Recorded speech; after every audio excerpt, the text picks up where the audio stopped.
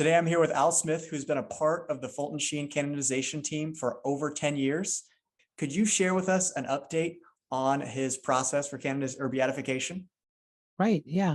I think a lot of people have been waiting in the wings for a new date. And I try to say to people that in 2019, when the beatification process was paused, and this is not the first time we've had a pause in the beatification. Some people remember the wrestling over Fulton Sheen's remains. His body was entombed in New York City, and yet the petition was to bring his body to Peoria. And so there was a pause for a number of years as the courts wrestled over that issue. And then, of course, the cause was re-engaged when the body came to Peoria.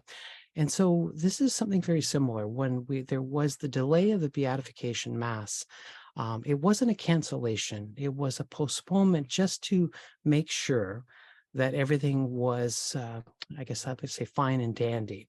I know in the New York State, many of the dioceses and, of course, the legislatures and the courts allowed people to come forward with any information they may have. And of course, here it is 3 years later, and there has been no news. There has been nothing negative that has come forward. And so we were recently at the Vatican, our group from Peoria, with meetings with the Cause for the Saints and the different delegations, and spoke to them and said, it's been a couple of years. I know we're giving everybody time, but there's been no negative news. So could you give us a new date for the beatification ceremony? And so we're just waiting for that now. Our meetings at the Vatican have been very positive. There's many people that want Fulton Sheen to be beatified, but because of the climate of the church and the sensitivities that are needed, I think people kind of accepted this delay. I did a previous video where there was a extension of the statute of limitations that would allow people to come forth if they knew of Sheen or his cover-up or anything like that. And that ended last year. You have not heard anything from any lawyers or city or I guess legislative personnel to say, okay, Sheen was involved in this cover-up, so he shouldn't be beatified, anything like that. Could you go into more of those details? Right. Yeah, there has been no news like that. Of course, being on the board of directors for Sheen's Cause for Canonization, there was a lot of the, we call it vetting, where they did the investigations into his years in Rochester, his years as an auxiliary bishop in New York, going through his writings. I know that, again, the Bishop of Peoria took the time to, I'd like to say, collect his writings and all of his videos, and they sent them to the Vatican for a scrutiny. So there was all this time that the Vatican had to check into Fulton Sheen's life. They read the letters of testimony that were sent. They went and watched the videos and read the books, and of course found no error in his writings or teachings. And in fact, in 2012, Pope Emeritus Benedict XVI, God rest his soul, declared Fulton Sheen venerable. So there is right there a saying from the Vatican: his writings and what he said and his character are just to be venerated, to be imitated. So there is something there. But also, too, the Vatican did look at his track record of his work in New York as an auxiliary, his work in Rochester, and everything was scrutinized. There was always, with every diocese, priests that bring them a little bit of trouble and grief, and those cases, and they were handled well. And so the Vatican had already looked at Sheen's record in Rochester. And again, this is why we said all along to say, why the concern? Because it was scrutinized already. So again, we sometimes wonder if there's a bit of politics in the church, and I think many of our viewers would agree. But again, I think we have to be charitable as best we can with this delicate issue, especially with the handling of priest cases, not just in the Diocese of Rochester, but all over the church. Can you talk about, I don't know if you were involved in his handling of priests and stuff like that. Can you share any examples, the things that may have been a worry that were cleared, I guess, and kind of ways that he really showed virtue as a bishop. Right. Well, when you become a bishop, you become an administrator of a diocese. And I know there's people that would say that Fulton Sheen, his role in those years of New York as an auxiliary bishop, and of course being on television, running the propagation of the faith and traveling all over the world, raising money for the poor and the marginalized, um, that kept him busy. And he wasn't really involved with the affairs of managing priest and diocese. But yet, when he was assigned to become the administrator of a diocese and he became the bishop, it was a very challenging 3 years for Fulton Sheen. He said they were hard years. And of course, the many critics, when he would close a school down or close a church down, he was criticized. If he gave money to a certain cause, there was always the critics. And of course, he handled the difficult priest. He dealt with the seminary that needed help, cleaning it up to some degree. Yet, again, there was never a scandal that was made the papers or anything.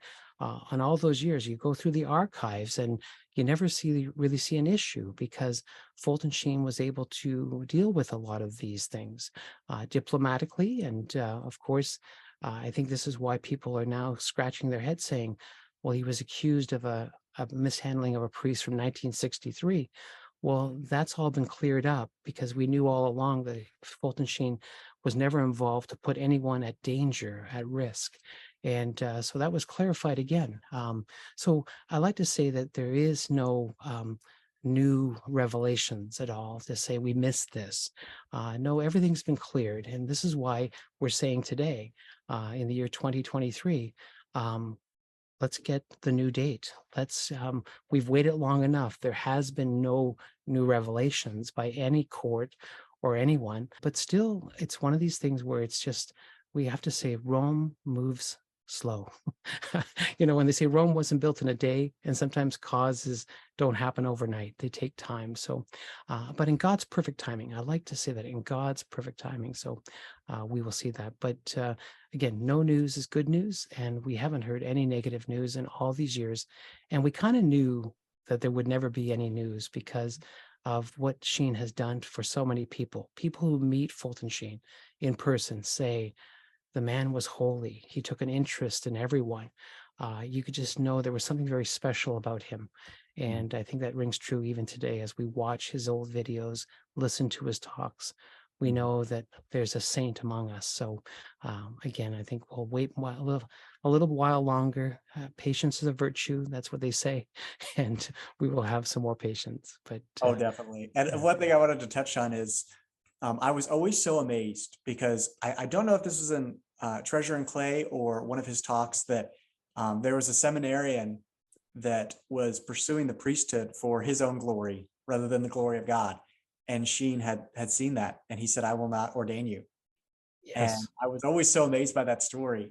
Could you share a little more on that, Al? Oh yeah, and that was when he went to Rochester. He, of course, knew he was going to ordain priest, and so he went to the seminary and visited the seminarians. And many people know Father Andrew Apostoli, God rest his soul, and he was the first ordination of a priest that Fulton Sheen did when he came to Rochester. And of course, Father Andrew Apostoli has been a great friend to the cause as the vice postulator and a promoter of Sheen's works. But he went, and of course, there was a number of seminarians, and he could just tell by talking to them that they weren't, cut out to be priests. He didn't want them as their priest. And so he did, say to this priest, and not this priest, but this seminarian, you're not, you don't have the right heart, and it was his mother that came up to him after and said, thank you. Thank you for not ordaining my son. I always knew there was something not right here. And mothers know their sons best, right? And so I remember reading that too, that it was not just the asking the seminarian to step aside, but also the family members saying, thank you for being a great bishop and overseeing that, because every priest that Archbishop Sheen ordains is a priest's son, and he wants good sons. He wants good sons, and not troubled sons. So again, that was the gift of his sacrament. Sometimes, again, bishops have to make these hard decisions, and when they oversee seminaries, sometimes they have to say, "You might have a call, but it's a two-way street. It has to work both ways." And so sometimes they have to say no. And it's a godly thing. It's the Holy Spirit working.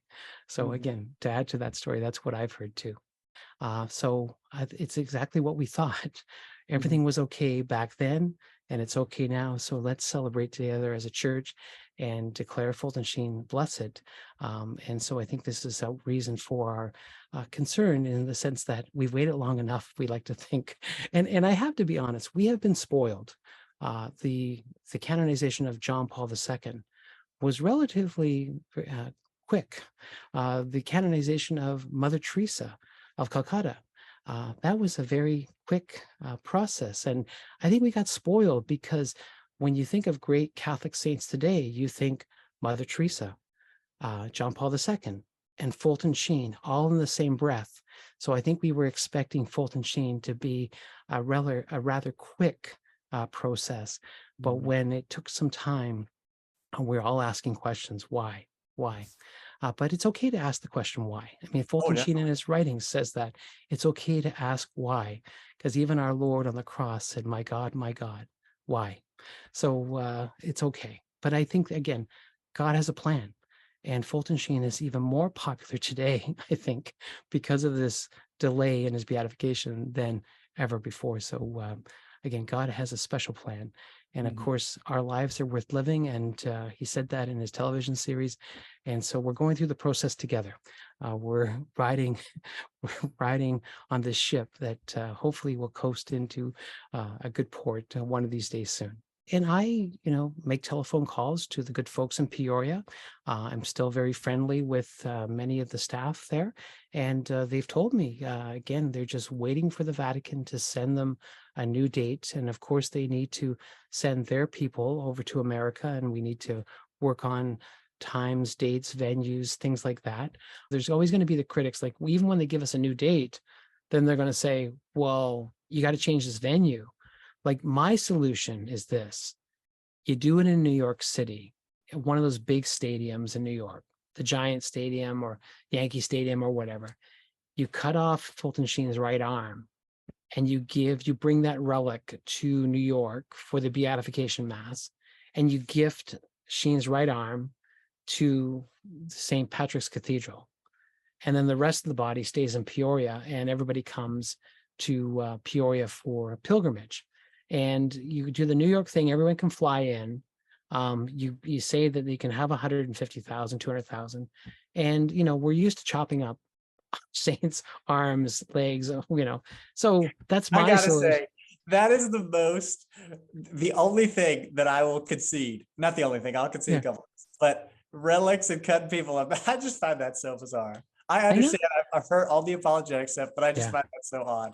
Right. Yeah. Now I wasn't like, I didn't. Now I've got relics behind me, right? And I got relics thing. Like, I have holy face relics, the relics of Veil Veronica, but this one is, so this is a relic of Saint Joseph. This is a piece of his pallium.